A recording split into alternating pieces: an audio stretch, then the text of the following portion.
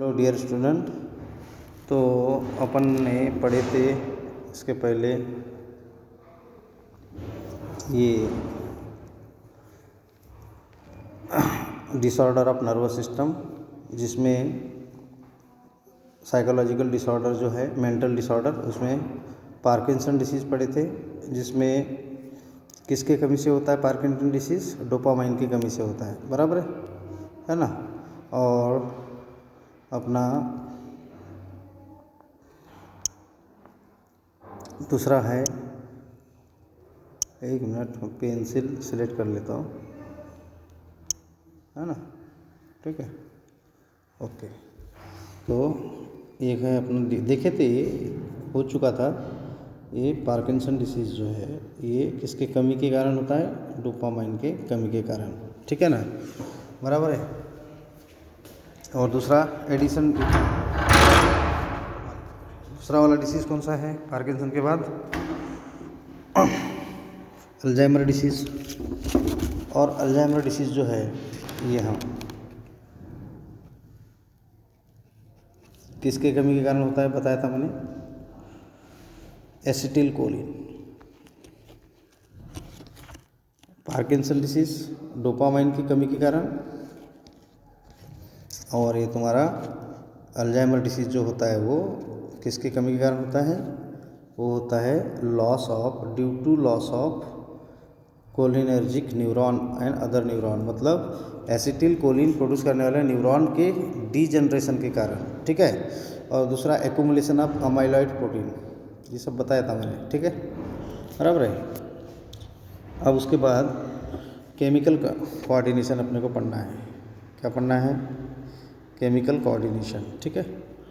तो chemical coordination को hormonal coordination भी कहते हैं, बराबर है। जिसमें देखो सेल हो या ऑर्गेनिज्म हो, वो कम्युनिकेट करता है ना, तो केमिकल सिग्नल के थ्रू, बराबर है। और वो broadly also they are broadly of 4 types, है ना। अब वो ये भी बता दिया था मैंने, ऑटोक्राइन। ऑटोक्राइन का मतलब क्या होता है? Cell release secretion stimulate itself, यानी अपने आप को स्टिमुलेट करने के लिए, सेल अपने आप को स्टिमुलेट करने के लिए क्या करेगी? एक सिक्रीशन करेगी, केमिकल सिक्रीशन करेगी अपने आप को स्टिमुलेट करने के लिए, इटसेल्फ, ठीक है, उसको कहते हैं ऑटो सिक्रीशन। दूसरा होता है पैराक्राइन। पहला हो गया ऑटोक्राइन, यानी cell release secretion to stimulate itself. Paracrine उसमें होता है कि cell release secretion to stimulate the neighbouring cell, है ना, नियर बाय सेल जो होती है, तो उसको पैराक्राइन कहते हैं। अब इंडोक्राइन का क्या मतलब होगा? इंडो यानी अंदर, क्राइन यानी सिक्रीशन, cell release secretion into blood. कहाँ पे सिक्रीशन करेगी? रिलीज ब्लड में करेगी। रिलीज कहाँ करेगी? ब्लड में करेगी। और स्टिमुलेट करेगी डिस्टेंस सेल। डिस्टेंस सेल मतलब दूर की सेल, ठीक है ना, आई बात समझ में। और एक होता है फेरोमोन्स, ये भी बताया था मैंने प्रीवियस वीडियो में। फेरोमोन्स क्या है? ऐसा सब्सटेंस है जो सिक्रीशन किया जाता है दूसरे ऑर्गेनिज्म को स्टिमुलेट करने के लिए, है ना। Organs release secretion to stimulate other organism, ठीक है। अब ये हायर एनिमल जो होते हैं उनकी कॉम्प्लेक्स बॉडी ऑर्गेनाइजेशन होती है, बराबर है। और उसके कारण क्या होता है कि due to this addition to nervous system तो रहती है नर्वस कोऑर्डिनेशन, उसके साथ साथ में क्या रहता है? केमिकल कोऑर्डिनेशन भी होता है, नीड होती है किसकी? केमिकल कोऑर्डिनेशन की। और केमिकल कोऑर्डिनेशन किसके द्वारा होता है? सिक्रीशन। और वो सिक्रीशन कौन करती है? Ductless gland. और डक्टलेस ग्लैंड को कहते हैं इंडोक्राइन ग्लैंड, और उसके क्या कहते हैं? Endocrine gland. तो इंडोक्राइन सिस्टम पढ़ेंगे अपन। क्या पढ़ेंगे? Endocrine system. इंडोक्राइन सिस्टम में देखिए क्या होता है? इंडोक्राइन सिस्टम कंट्रोल्स क्या करती है? बॉडी एक्टिविटी कंट्रोल करती है ना, bye means of chemical messenger. और केमिकल मैसेंजर को अपन क्या कहते हैं? हार्मोन्स कहते हैं, ठीक है। और हार्मोन्स जो होता है डायरेक्टली रिलीज होता है क्या में? ब्लड में, बराबर है। डायरेक्टली कहाँ रिलीज होता है बेटा? ब्लड में। और हार्मोन्स कैरी आउट करता है ऑल प्रोसेसेस, है ना, वाया ब्लड, है ना। However the message relay only to the target organ which are stimulated and carry out specific process, right, and includes the activity like the growth है या development होना है या कोई भी बातें, उसके लिए हार्मोन्स की ज़रूरत होती है। और हार्मोन प्रोड्यूस करता है कौन? एंडोक्राइन ग्लैंड, बराबर है। अब उसके बाद में यहाँ पे केमिकल नेचर ऑफ हार्मोन्स दिया है, ये भी बताया था मैंने, है ना, केमिकल प्रॉपर्टी बताया था हार्मोन्स की। अब यहाँ पर केमिकल नेचर देखेंगे, प्रॉपर्टी होगी थी, अब केमिकल नेचर यानी क्या है कि कुछ हार्मोन्स के अंदर में अमाइनो ग्रुप रहेगा, ठीक है, तो अमाइंस हार्मोन कहते हैं, जैसे कि सिंपल अमाइंस कैटाकोलेमाइन, कौन था? कैटाकोलेमाइन सिक्रेटेड बाय कौन करती है? Adrenal medulla of the adrenal gland, है ना। और क्या? इपिनेफ्रिन है, नॉर इपिनेफ्रिन है ना, इमरजेंसी हार्मोन कहते हैं, इमरजेंसी हार्मोन कहते हैं, मेलाटोनिन हार्मोन है ना, पीनियल ग्लैंड प्रोड्यूस करती है। तो ये सब जो हार्मोन्स है कौन थे? कैटाकोलेमाइन, इपिनेफ्रिन, नॉन इपिनेफ्रिन, ये सब कैसे हार्मोन्स है? ये hormone some are modified to form amino acid, ठीक है, तो ये अमाइंस हार्मोन है। फिर पेप्टाइड हार्मोन होते हैं। हार्मोन कैसे होते हैं? पेप्टाइड हार्मोन होते हैं। तो जैसे कि कौन कौन से हैं? तो जैसे हार्मोन ऑफ हाइपोथैलेमस में ऑक्सीटॉक्सिन हार्मोन है ना, एंटी डाययूरेटिक हार्मोन यानी एडीएच, या उसको वैसोप्रेसिन कहते हैं। और एक होता है जीएनआरएच, मतलब गोनेडोट्रोपिन रिलीजिंग हार्मोन, ठीक है। तो ये होते हैं पेप्टाइड हार्मोन, ठीक है। प्रोटीन हार्मोन कौन से होते हैं? मतलब हार्मोन प्रोटीन से बने रहेंगे, तो जैसे कि इंसुलिन है, फिर बीटा सेला पैंक्रिया प्रोड्यूस करती है कि नहीं, ग्लूकागॉन अल्फा सेला पैंक्रिया प्रोड्यूस करती है। तो ये जो इंसुलिन है, ग्लूकागॉन है, thyroid stimulating hormone, follicular stimulating hormone, luteinising hormone, growth hormone, relaxin hormone, ये प्रोटीन हार्मोन है, ठीक है। उसके बाद में फैटी एसिड डेरिवेटिव हार्मोन में कौन आता है? प्रोस्टाग्लैंडिन है। स्टीरॉयड हार्मोन भी होते हैं, है ना। हार्मोन के केमिकल नेचर है ना, कोई स्टीरॉयड से बना रहेगा, कोई फैटी एसिड से, कोई प्रोटीन से, तो कोई पेप्टाइड से, तो कोई अमाइन ग्रुप से, ठीक है। तो स्टीरॉयड हार्मोन में कौन कौन से आते हैं? तो आप देखोगे तो यहाँ पे ये सब कोलेस्ट्रॉल से बनते हैं, ठीक है ना। These hormones are lipid soluble रहेंगे, डिराइव्ड फ्रॉम कोलेस्ट्रॉल, ठीक है, and other steroids, right, and oestrogen.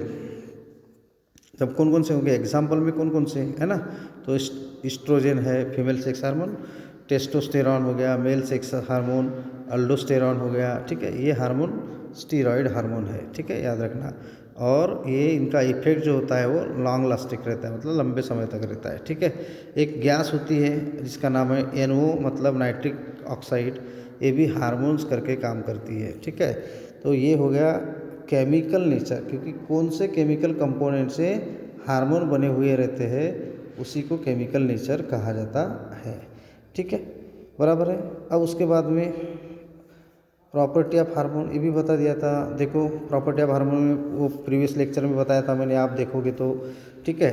तो इसमें भी आप देखिए कि they act as a chemical messenger, hormones are act as a chemical messenger and carry out effective, है ना। और ये लो कंसंट्रेशन पे बहुत इफेक्टिव होते हैं, वो रिक्वायर्ड स्मॉल क्वांटिटी में लगते हैं, right. They can function as regulator का काम करते हैं, इनिबिटर का काम करते हैं, या स्टिमुलेट करने का काम करते हैं, या कोई भी प्रोसेस को मॉडिफाई करने का काम करते हैं। कौन? हार्मोन्स। सम हार्मोन जो होते हैं इंटरैक्ट होते हैं with the receptor present on the plasma membrane. Cell के प्लाज्मा मेम्ब्रेन पे क्या होते हैं? हार्मोन्स के रिसेप्टर होते हैं, उसके साथ वो रिएक्ट करते हैं, और है ना, उस सेल को टारगेट सेल कहेंगे। और कुछ हार्मोन्स के रिसेप्टर जो होंगे वो न्यूक्लियस में पाए जाते हैं, ठीक है, और इंटरैक्ट करते हैं किसके साथ? न्यूक्लियस में क्या रहता है? डीएनए में क्या होते हैं? जीन्स होते हैं, जीन के साथ रिएक्ट करेंगे।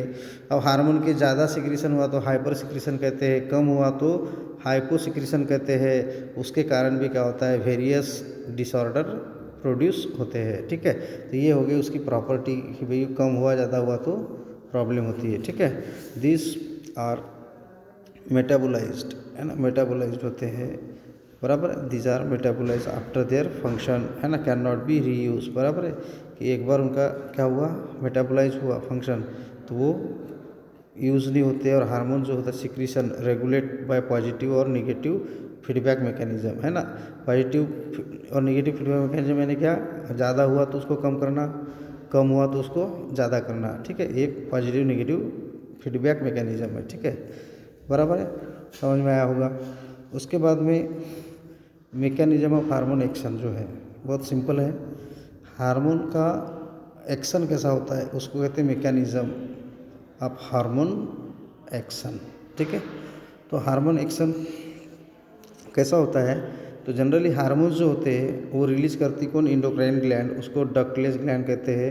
और हार्मोन्स जो होते हैं आपको पता है कि बहुत स्मॉल क्वांटिटी में लगते हैं और दे प्रोड्यूस इफेक्ट, है ना, टारगेट सेल पे वो इफेक्ट करते हैं, बराबर है।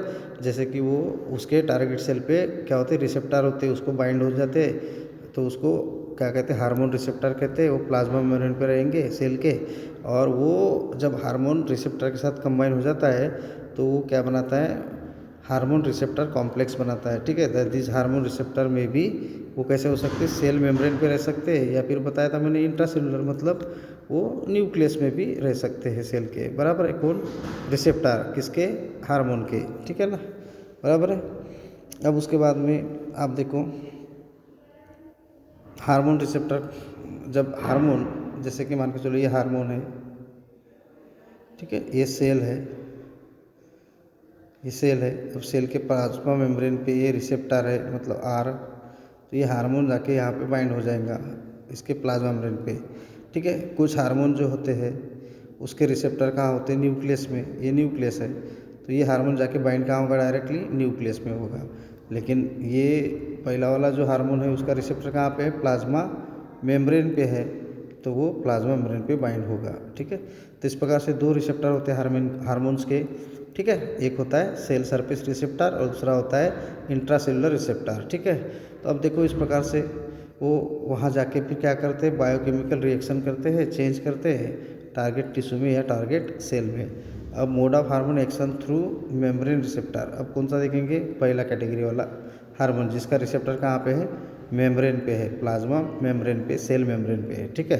तो हार्मोन लाइक जो क्या होते हैं, कैटेकोलेमाइन जो है अमाइन हार्मोन है, कुछ पेप्टाइड और पॉलीपेप्टाइड हार्मोन्स होते हैं, ये लिपिड सॉल्युबल नहीं होते, नॉट लिपिड सॉल्युबल, और देयरफॉर वो क्या होते हैं, can not enter into the target cell के अंदर वो जा नहीं सकते, क्यों, क्योंकि प्लाज्मा मेम्ब्रेन रहता है, इसलिए वो प्लाज्मा मेम्ब्रेन उसको जाने नहीं देता, बराबर है। इसलिए फिर क्या होता है, उसके रिसेप्टर डायरेक्टली प्लाज्मा मेम्ब्रेन पे रहेंगे, ठीक है। सो दीज नॉन स्टेरॉइड, है ना, वाटर सोलुबल रहेंगे हार्मोन, वो क्या करते हैं, इंटरेक्ट होते हैं सरफेस रिसेप्टर पे, सेल के सरफेस रिसेप्टर पे, मतलब प्लाज्मा मेम्ब्रेन पे, बराबर है। आ रही क्या बात समझ में, आशा करता हूँ समझ में आ रहा होगा आपको, हाँ, बराबर है। तो अब वो क्या करते हैं, which initiate metabolic activity molecules of amino acid derivative peptide hormones bind to, कहाँ बाइंड होते हैं, ये अमीनो एसिड है, डेरिवेटिव पेप्टाइड हार्मोन है, ये स्पेसिफिक रिसेप्टर मॉलिक्यूल पे बाइंड होते हैं, जो लोकेट होते हैं कहाँ पे, प्लाज्मा मेम्ब्रेन पे, और द हार्मोन रिसेप्टर कॉम्प्लेक्स बन जाता है, क्या बनता है, हार्मोन रिसेप्टर कॉम्प्लेक्स बनेगा, और उसके कारण क्या होगा, रिलीज ऑफ एन एंजाइम, और एंजाइम कौन था, एडेनाइलेट साइक्लेस। एडेनाइलेट साइक्लेस कहाँ से होगा, तो वो जैसे हार्मोन्स है, ये हार्मोन बाइंड हुआ अपने सेल सरफेस रिसेप्टर पे, यहाँ बाइंड होने के बाद एक एंजाइम तैयार हुआ जिसका नाम है एडेनाइलेट साइक्लेस, है ना, रिसेप्टर साइट से तैयार हुआ, और ये एंजाइम क्या करेगा, साइक्लिक एएमपी बनाएगा, है ना, और एटीपी मॉलिक्यूल। अब साइक्लिक एएमपी जो है, ये साइक्लिक एएमपी को सेकेंडरी मैसेंजर कहते हैं, है ना, ये साइक्लिक सेकेंडरी मैसेंजर, तो ये क्या करेगा, cyclic AMP activate the enzyme action, ठीक है। Hormone act as a first messenger, hormone जो रहेगा, जैसे ये हार्मोन है, तो ये जो एच है, एच मतलब हार्मोन, ये फर्स्ट मैसेंजर हो गया, और यहाँ पर जो एडेनाइलेट साइक्लेस तैयार हुआ उसने साइक्लिक एएमपी तैयार किया, क्या किया, साइक्लिक एएमपी मतलब साइक्लिक एडेनोसिन मोनोफॉस्फेट, तो ये क्या हो गया, सेकेंडरी मैसेंजर हो गया, क्या हो गया, सेकेंडरी मैसेंजर, यानी ये हार्मोन प्राइमरी, तो ये सेकेंडरी मैसेंजर, ठीक है।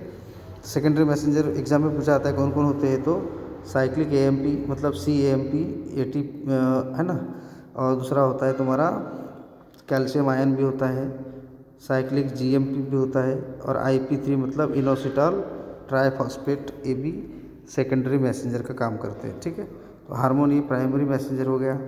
ठीक है, ये सेल का रिसेप्टर हो गया। देखो यहाँ पे दिख रहा है हार्मोन प्राइमरी मैसेंजर। इसका सेल सरफेस रिसेप्टर वाला मैकेनिज्म पढ़ रहे ना, ये प्लाज्मा मेम्ब्रेन है। ये कौन है? प्लाज्मा मेम्ब्रेन है। ठीक है, ये पूरा प्लाज्मा मेम्ब्रेन है। अब यहाँ पे ये रिसेप्टर है, ये दिख रहा है आपको। यहाँ के बाइंड हो गया, बाइंड होने के बाद में रिस्पांस 1 आया, उसने क्या जनरेट किया? जनरेशन ऑफ सेकेंडरी मैसेंजर, और उसका नाम है साइक्लिक AMP या कैल्शियम आयन या इनोसिटॉल ट्राइफॉस्फेट मतलब IP3। ठीक है, तो इस प्रकार से ये है। और फिर बाद में क्या होता है? वो फिजियोलॉजिकल रिस्पांस करता है ना, ओवरी की ग्रोथ है जो भी है। इस प्रकार से हार्मोन का ये मैकेनिज्म है। तो mechanism hormone action through membrane receptor, क्यों? क्योंकि यहाँ पे मेम्ब्रेन के ऊपर रिसेप्टर है। ठीक है, और ये लिपिड सॉल्युबल नहीं होते। बराबर है, समझ में आया होगा। दूसरा है तुम्हारा बी वाला, और बी वाला क्या है? Mode of action of enzyme intracellular receptor. और रिसेप्टर इंट्रासेलुलर यानी सेल के अंदर रहेंगे। तो देखो, जैसे हार्मोन है, ये प्राइमरी मैसेंजर है। जैसे हार्मोन दूसरा दिया है यहाँ पे, स्टेरॉयड हार्मोन, कौन सा? एस्ट्रोजन, है ना, दिख रहा है ना ये। अब ये यहाँ पे सीधा जा रहा है, ये प्लाज्मा मेम्ब्रेन के थ्रू सीधा सेल के अंदर। अब ये न्यूक्लियस है, ये क्या है? न्यूक्लियस है। और न्यूक्लियस के अंदर में क्या होता है? Receptor hormone complex. यहाँ पे ये DNA है, ये यहाँ पर ये अंदर गया न्यूक्लियस के अंदर हार्मोन, ये तो इसका रिसेप्टर कहाँ हो गया? इंट्रासेलुलर। इसलिए क्या बोला जाता है? Intracellular receptor. पहला क्या था? देख लो भाई, सेल के सरफेस पे था प्लाज्मा मेम्ब्रेन, ये प्लाज्मा मेम्ब्रेन है, उसके ऊपर ये रिसेप्टर है वाई शेप। तो ये सेल सरफेस वाला एग्जाम्पल कौन? FSH। ठीक है, लेकिन यहाँ पे है एस्ट्रोजन। ठीक है, अब ये डायरेक्ट अंदर गया, तो इसको सेकेंडरी मैसेंजर की ज़रूरत पड़ी क्या? नहीं पड़ी, क्योंकि ये डायरेक्ट जा रहा है। लेकिन ये डायरेक्ट नहीं जा सकता सेल के अंदर, इसलिए इसको सेकेंडरी मैसेंजर की ज़रूरत पड़ती है। ठीक है, सेल सरफेस रिसेप्टर वाले हार्मोन को। लेकिन जिस हार्मोन का रिसेप्टर इंट्रासेलुलर होगा, उसको सेकेंडरी मैसेंजर की ज़रूरत नहीं पड़ेगी। सेकेंडरी मैसेंजर की ज़रूरत नहीं पड़ेगी, वो डायरेक्टली जाएगा। जाने के बाद क्या करेगा? वो पर्टिकुलर रिसेप्टर कॉम्प्लेक्स बनाएगा, क्योंकि हार्मोन और रिसेप्टर इसका कॉम्बिनेशन बना तो क्या बनेगा? हार्मोन रिसेप्टर कॉम्प्लेक्स बनेगा। तो देख लो, steroid and thyroid hormones are lipid soluble, easily pass through the plasma membrane and target cell, है ना, into the cytoplasm, in this cytoplasm, right, and they bind to the specific intracellular receptor protein forming hormone receptor complex, right, और in that enter into the nucleus, वो nucleus में जाएगा। ठीक है, और hormone receptor complex जो होता है वो बाइंड होगा to specific regulatory site of the DNA, क्योंकि न्यूक्लियस में DNA होता है, और एक्टिवेट द जीन ट्रांसक्राइब, वो जीन को एक्टिवेट करेगा, ट्रांसक्राइब करेगा mRNA, मतलब mRNA बनेगा, और mRNA बनेगा तो प्रोटीन सिंथेसिस होगा, और एंजाइम जो है वो साइटो, है ना, तो वो क्या होगा? Gene transcribe which direct protein synthesis and enzyme in the cytoplasm, action of lipid soluble hormone, slower but long lasting. अब ये जो होते हैं इंट्रासेलुलर रिसेप्टर होते हैं, इसके एक्शन धीरे धीरे होते हैं लेकिन लंबे समय तक रहते हैं। ठीक है, और इसका क्या होगा? सेल सरफेस वाले का एक्शन फास्ट होगा मगर कम समय के लिए रहेगा। ठीक है, और इसका एक्शन स्लो होगा लेकिन लॉन्ग लास्टिंग रहेगा। ठीक है, तो इस प्रकार से है। फिर बाद में मेजर इंडोक्राइन ग्लैंड्स में आता है हाइपोथैलेमस। ये हाइपोथैलेमस अपन बाद में पढ़ेंगे। ठीक है बेटा, ओके, बाय।